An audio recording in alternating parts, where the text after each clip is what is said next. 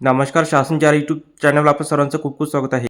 तर आताच्या घडीची सर्वात मोठी ब्रेकिंग न्यूज म्हणजे राज्य सरकारी कर्मचारीबाबत अत्यंत महत्त्वाचा शासन निर्णय निर्गमित.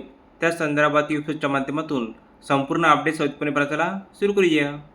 राज्य महिला अधिकारी आणि कर्मचारी संदर्भात महिला व बाल विकास विभागामार्फत दिनांक 14/5/26 रोजी अत्यंत महत्त्वपूर्ण शासन निर्णय निर्गमित करण्यात आलेला आहे.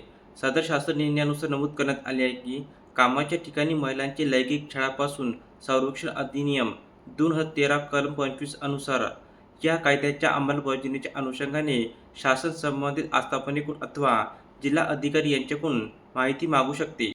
तसेच आस्थापनाची तपासणी देखील करू शकते.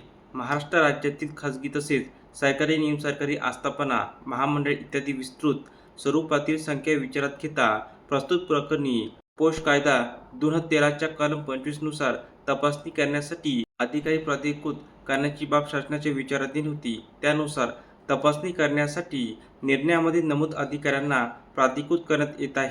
तर अशा प्रकारे राज्य सरकारी कर्मचारी संदर्भात अतिशय महत्त्वपूर्ण अपडेट या एपिसोडच्या माध्यमातून आपण पाहिली आहे.